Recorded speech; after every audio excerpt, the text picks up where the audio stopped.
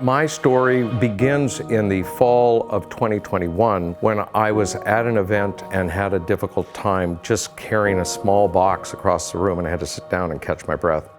He was struggling, let's just put it that way. And he wasn't at 100%. And I realized at one point he reached over and he steadied himself, and that's when I knew we had a problem. Don came to see me in the office with the complaint of fatigue.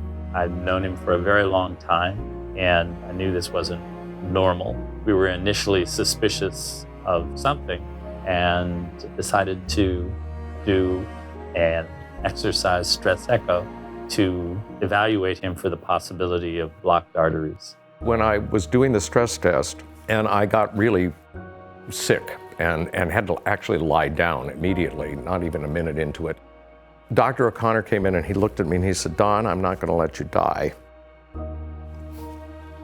I was very scared. My life is flashing before my eyes at this point, because I'm like, okay, you've always been the healthier one. You've always been the one with more stamina. You've always been the stronger one.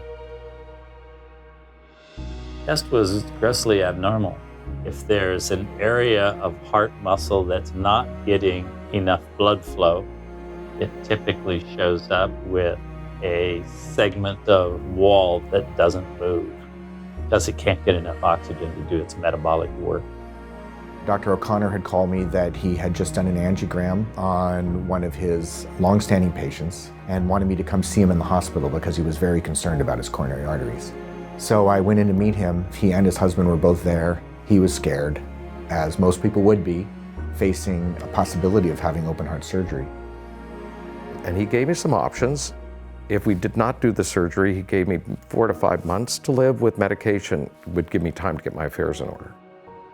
But he said with the surgery, I would have a full length of life and quality of life. 2 days after I met him, we took him to the operating room. It's about a 4-hour operation, and we have to take some vein from his leg as well as an artery under his chest wall, reroute the blood to get to his heart so that he can no longer have issues with the blood flow to his heart. On that Friday, did the hardest thing I've ever done.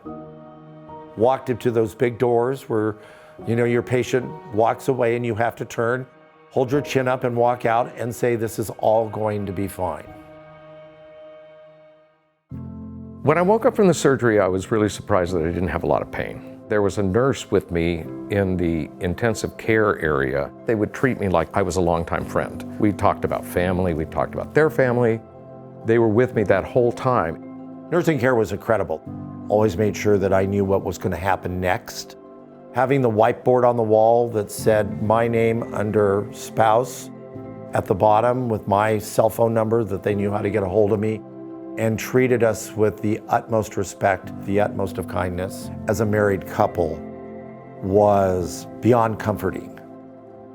Dr. O'Connor has been a friend of mine and my family's for a long time. I think he's one of the best cardiovascular doctors that exist anywhere, but certainly in Southern California. The staff at Adventist treated us with such incredible respect and dignity. I see Don in the office twice a year or so. He's doing extremely well. He has all the energy in the world. His care was exceptional in the speed with which it happened. Everything just happened as it was supposed to, on schedule, rapidly. The staff, who are amazing for their caring, take the patient through the process, start to finish. To know that if you're going to go in and have major surgeries of any kind, let alone a quad bypass, to know that you can take your family, your spouse, your partner, have your friends come visit, and no one is going to flinch, no one's going to care, except for to make sure that they're happy and they're being taken care of, and they're going to be made to feel welcome.